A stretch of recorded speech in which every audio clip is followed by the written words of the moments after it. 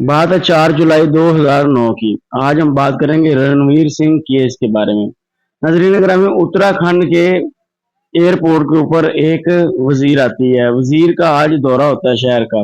नाज़रीन ग्रामी, दूसरी तरफ रणवीर सिंह और उसके दो दोस्त एक चौक पे खड़े होते हैं कि रोड ब्लॉक होता है, वजीर के गुजरने का टाइम होता है कि इतनी देर में एक पुलिस वाले से रणवीर सिंह एक पिस्टल छीनता है, सर्विस रिवॉल्वर छीन के फरार हो जाता है। पुलिस वाला हेडक्वार्टर अपनी रिपोर्ट देता है कि एक बदमाश आया है 2 लड़कों के साथ, मेरी सर्विस रिवॉल्वर छोड़ी छीनने के बाद वो भाग गया है। जिस तरफ से वजीर आ रही है उस रोड के ऊपर भाग रहा है। बाकी उसके 2 बदमाश भाग गए हैं। पुलिस वाले भी सारे इकट्ठे होकर उसके पीछे लग जाते हैं। थोड़ी देर बाद फिर वो कंट्रोल रूम में रिपोर्ट देता है कि बदमाश जंगल की तरफ भाग गया है। जंगल की तरफ भागने के 2 घंटे बाद रिपोर्ट आती है कि बदमाश को पकड़ लिया गया है और उसने हमारे ऊपर गोलियां चलाई। मुकाबले में हमने भी गोलियां चलाई और वो मारा गया। नाज़रीन ग्रामी, उसके साथ तस्वीरें वगैरह बनाई जाती हैं। पुलिस वाले काफी पोज लेके तस्वीरें बनाते हैं, उनको शाबाशी भी मिलती है, सारा कुछ होता है। नाज़रीन ग्रामी, उसके बाद रिपोर्ट खबरों में छप जाती है। ये खबरें छपती तो अगले दिन एक बंदे के पास एक अखबार आती है जिसका नाम रादोष सिंह होता है। वो अखबार पढ़ता है। अखबार पढ़ने के बाद वो गौर से देखता है, उसे लगता है ये तो मेरा बेटा रणवीर सिंह है। वो अपने बाकी बेटों को और बेटियों को और घर वालों को बुलाता है, बुला के कहता है कि ये देखो, ये तो रणवीर सिंह मुझे लग रहा है। वो भी कहते हैं कि हाँ चलो, जिस जगह पे ये इनकाउंटर हुआ है उस जगह पे जाते हैं। वो हॉस्पिटल जाते हैं, थाने में पहले जाते हैं। थाने वाले कहते हैं कि इसका डेड बॉडी का पोस्टमार्टम होना है, वो हॉस्पिटल में। हॉस्पिटल जाते हैं, अभी पोस्टमार्टम हुआ नहीं होता कि वो बाहर जाके मसला खड़ा शुरू कर देते हैं कि हमारा बेटा तो जॉब इंटरव्यू देने गया था, तो ये इनकाउंटर कैसे हो गया? ना तो उसका कोई क्रिमिनल रिकॉर्ड है, ना वो इस तरह का था। लेकिन पुलिस वाले बताई जा रहे हैं, पुलिस वाले इंटरव्यू भी दी जा रहे हैं कि उसने काफी लोगों को फिरौती के लिए काले भी कर रखी थी और काफी लोगों से वो भत्ता भी वसूल करता था। और वो एक बदमाश था, उसके पास एक देसी कट्टा भी था और सर्विस रिवॉल्वर भी लेके वो छीन के भागा था। इसलिए हमने उसका इनकाउंटर किया। मुकाबले में वो हमारे ऊपर गोलियां भी चलाता रहा था। पुलिस वालों का ये कहना था। अब मीडिया वाले भी यूं अक्सर फिरते रहते हैं हॉस्पिटलों में। वैसे भी इनकाउंटर हुआ था एक बदमाश का, तो नया नया सारा गेम था। मीडिया वाले भी हॉस्पिटल में ही थे, तो मीडिया वाले भी इकट्ठे हो गए। मीडिया वालों ने ये खबरें भी अखबार में छाप दी कि जिन बंदे का इनकाउंटर हुआ है वो तो फेक इनकाउंटर हुआ है पुलिस वालों के खिलाफ। तो उसके घर वाले यहाँ पे आके धरना दे के बैठे हुए हैं। पुलिस वालों को जब इस खबर की रिपोर्ट मिली तो पुलिस वालों की आए बाएं शाएं निकल गई। पुलिस वालों ने आके उनके ऊपर जबरदस्ती करनी शुरू कर दी। रिपोर्टिंग करने वालों ने तस्वीरें वगैरह खींची, वो भी खबरों में छप गई। बात बढ़ते बढ़ते बढ़ना शुरू हो गई। अदालत तक बात चली गई, अदालत तक छोड़ के वहां की लोकल गवर्नमेंट तक बात चली गई। अब अदालत क्या करती है? अदालत की तरफ से आर्डर निकल के आता है कि ये केस लोकल पुलिस से लेके सीबीसीडीआई को केस दिया जाए। लोकल पुलिस ने चूंकि ये इनकाउंटर किया होता है, सीबीसीडीआई को केस दिया जाता है। वो केस की जांच करनी शुरू कर देती है। इतनी देर में 2 दिन बाद वो रिपोर्ट आ जाती है। तो मर्डर रिपोर्ट में आता है कि उसको 28 गोलियां लगी होती है। 28 गोलियां लगने से पहले उसके 22 जख्मों के निशान होते हैं, जिसमें उसकी हड्डियां टूटी होती है। प्राइवेट पार्ट के ऊपर भी जख्मों के निशान होते हैं और उसके सीने की पसलियां टूटी होती है, बाजू की हड्डियां टूटी होती है, टांग 2 जगह से टूटी होती है। इतने ज्यादा फ्रैक्चर होते हैं।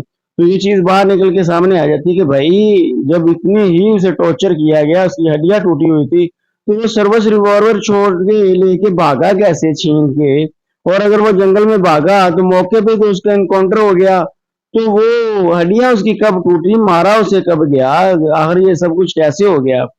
पुलिस वालों से काफी सवाल होते हैं, लेकिन पुलिस वाले आगे से एक ही सवाल का जवाब देते हैं, हमारे पास तो सर्विस रिवॉल्वर उसने छीना था हमारे कांस्टेबल से, छीन के भागा है, तो हम भी पीछे भागे हैं। वो जंगल की तरफ भागा है, हमारे ऊपर उसने गोलियां चलाई, हमने उसके ऊपर गोलियां चलाई, उसको गोलियां लगी, वो गिर गया, हमने उसको उठा के हॉस्पिटल में लाए हैं। बस यही सब कुछ है, इसके बाद तो कुछ भी नहीं। लो जी, अब उसका जो बाप होता है लड़के का, वो भी काफी पढ़ा लिखा था, फैमिली काफी पढ़ी लिखी सुलझी फैमिली थी। वो दिल्ली हाई कोर्ट में एक पिटीशन दायर करता है कि देखिए ये जो सीबीसीडीआई वाले हैं ये भी उसी शहर उत्तराखंड के हैं, तो ये भी उन पुलिस वालों की हिमायत करेंगे, लिहाजा मेरा केस जो है मेरे बेटे का दिल्ली ट्रांसफर किया जाए और सीबीआई वालों को दिया जाए। तो हाई कोर्ट ये बात मान लेती है, दिल्ली केस ट्रांसफर हो जाता है और सीबीआई वालों को दिया जाता है।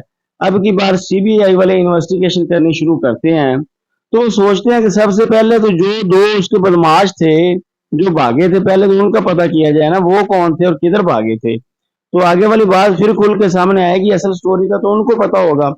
वो पता करते हैं जी, पता चलता है जी कि रणवीर सिंह जिस बंदे के पास इंटरव्यू देने गया था, जिस शहर उत्तराखंड में, वहां पे उसका एक दोस्त राम कुमार भी रहता था। वो अपने दोस्त राम कुमार के पास ही ठहरा हुआ था, और उन दोनों का एक मुश्तरका दोस्त अशोक कुमार भी था।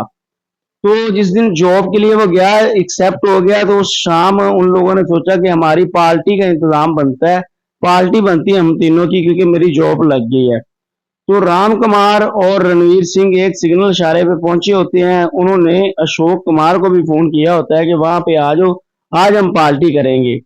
तो सीन कुछ इस तरह का होता है कि वो वहां पे इकट्ठे होते हैं तीनों। तो वो हेड कांस्टेबल को बोलता है राम कुमार के, देखे भाई हम लेट हो रहे हैं, हमें जाने दो। वजीर को हमसे क्या खतरा, ये हमने एक चौक ही तो क्रॉस करना है, आगे हमने होटल पे चले जाना है, तो हमें जा लेने दो, थोड़ा सा गुजर लेने दो, आपकी मेहरबानी होगी। लेकिन कांस्टेबल जो होता है वो बजाय प्यार मोहब्बत से समझाने की, उनकी बाइक के मीटर के ऊपर जोर से डंडा मारता है, जिससे बाइक का मीटर वगैरह टूट जाता है। राम कुमार की चूंकि बाइक होती है, रणवीर सिंह चला रहा होता है, राम कुमार उठ के खड़ा होता है और उसको थप्पड़ दे मारता है हेड कांस्टेबल को। कांस्टेबल के साथ उसकी लड़ाई हो जाती है, क्योंकि कांस्टेबल अकेला होता है, वो तीन होते हैं। कांस्टेबल भी आगे से थप्पड़ दे मारता है राम कुमार को, ये देख के रणवीर सिंह भी गले पड़ जाता है। अब रणवीर सिंह बाइक खड़ी करने में टाइम लगा देता है, अशोक कुमार और राम सिंह जो होते हैं वो भाग जाते हैं बाकी पुलिस वालों को आते देख के। रणवीर सिंह को वो लोग पकड़ लेते हैं। नजरीन ग्रामी यहाँ पे पकड़ने के बाद क्या होता है, पुलिस की वही स्टोरी जो आगे होती है। लेकिन जो होते हैं दोस्त राम कुमार, जब उसके घर में गए होते हैं सीबीआई वाले उसको पता करने के लिए, उठाने के लिए, पकड़ने के लिए, तो मोहल्लेदार उनको बयान देते हैं, 5 मोहल्ले वाले, कि जब राम कुमार का पता करने पुलिस इधर आई थी तो उनके साथ रणवीर सिंह भी था।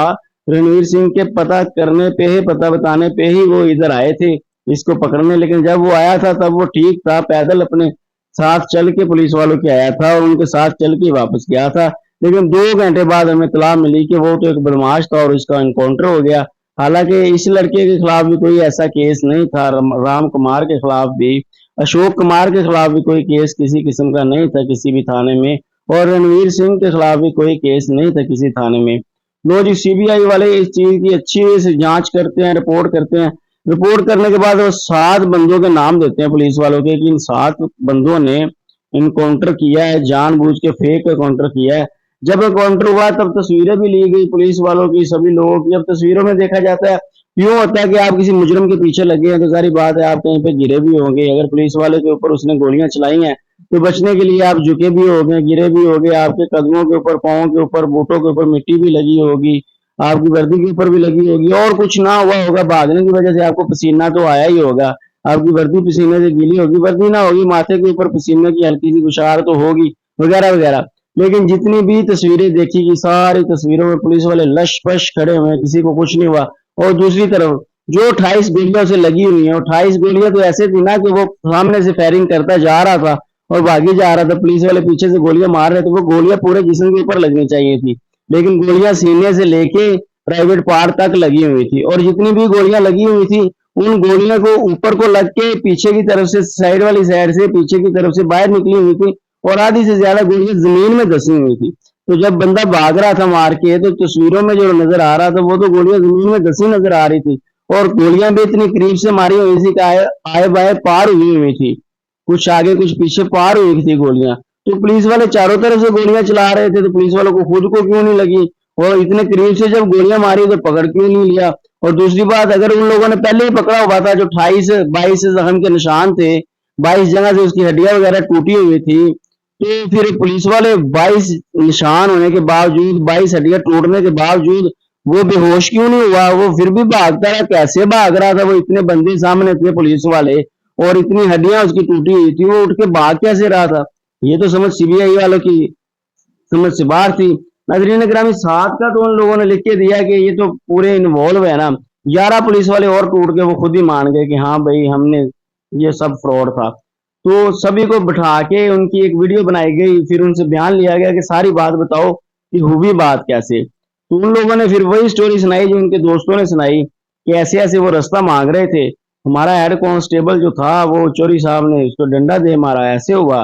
वो फिर हमने सोचा कि क्यों ना आज फिर रणवीर सिंह की तबीयत हम दुरुस्त कर देते हैं। हम थाने में इसको पकड़ के लेके आ गए, मारा पीटा, दोस्त का पूछा, दोस्त को पकड़ने गए लेकिन वो नहीं था। वापस जब हम आए तो हमने इसको मारा, तो मार इतने ज्यादा बैठे कि इसकी हड्डियां वगैरह टूट गई। अब हम इसको ऐसे छोड़ते तो मीडिया में रिपोर्ट लीक हो जानी थी और हमारी वर्दियों का डर था। फिर हमने सोचा क्यों ना हम इसका 2 नंबर इनकाउंटर ही कर देते हैं और हेडक्वार्टर रिपोर्ट करेंगे कि बदमाश पकड़ा, इनकाउंटर कर दिया। वरना अगर ऐसे बता देते तो 22 जगह थे तो उसकी हड्डियां टूट चुकी थी, वैसे भी वो मरने वाला था। तो हम सब की वर्दी वैसे भी जानी थी, तो हमने ये फेक इनकाउंटर कर दिया। यूं नाजरीन ग्रामी, दिल्ली हाई कोर्ट ने उन सब को 18 के 18 बंदों को उम्र कैद की सजा सुना दी। अब जो रणवीर सिंह के घर वाले वो चाहते थे कि 17-18 बंदों को फांसी हो जाए पुलिस वालों को, और जो पुलिस वाले थे वो चाहते थे कि हमारी सजा कम हो, क्योंकि एक बंदा मरा है, इतने ज्यादा बंदे हम सारे तो सजाए मौत नहीं ना हो सकते, या सारे तो हम उम्र कैद के लिए नहीं ना हो सकते। वो आगे हाई कोर्ट वाले दोनों घर सुप्रीम कोर्ट चले गए, Delhi supreme court. Supreme court ने अब फैसला किया कि उनमें से 11 को छोड़ दिया हाई कोर्ट ने, तो उनके खिलाफ कोई खास एविडेंस नहीं मिला। एक जो था उसको 2 साल की कैद दी। 2 साल की कैद वो इतनी देर में अपनी हवालात में काट चुका था, वो भी साथ ही बरी हो गया। बाकी जो 7 थे उनके खिलाफ उम्र कैद की सजा के चार्जेस लग गए और उम्र कैद के लिए उनको तिहाड़ जेल में भेज दिया गया। नाजरीन ग्रामी, अब 2024 में उनमें से जो उम्र कैद में थे उनमें भी कुछ लोगों को बेल मिल चुकी है और कुछ लोग अभी भी अंदर अपनी उम्र कैद की सजा काट रहे हैं और बेल के लिए अर्जियां उन लोगों ने दे रखी हैं। बाकी आगे देखें, जो भी होता है वो होता है। जिनका बेटा मरना था वो तो मर गया, पुलिस वालों का कुछ भी नहीं गया, आज भी कुछ बेल के ऊपर बाहर है। और बाकी जो अंदर है उन लोगों ने भी बाहर आ जाना। उम्र कैद की सजा होती है वो सजा उम्र कैद थोड़ी होती है, खत्म हो ही जाती है थोड़े दिनों बाद। खैर, मुझको इजाजत दे, वीडियो अच्छी लगे तो लाइक शेयर और कमेंट कर दीजिएगा। अल्लाह निगहबान।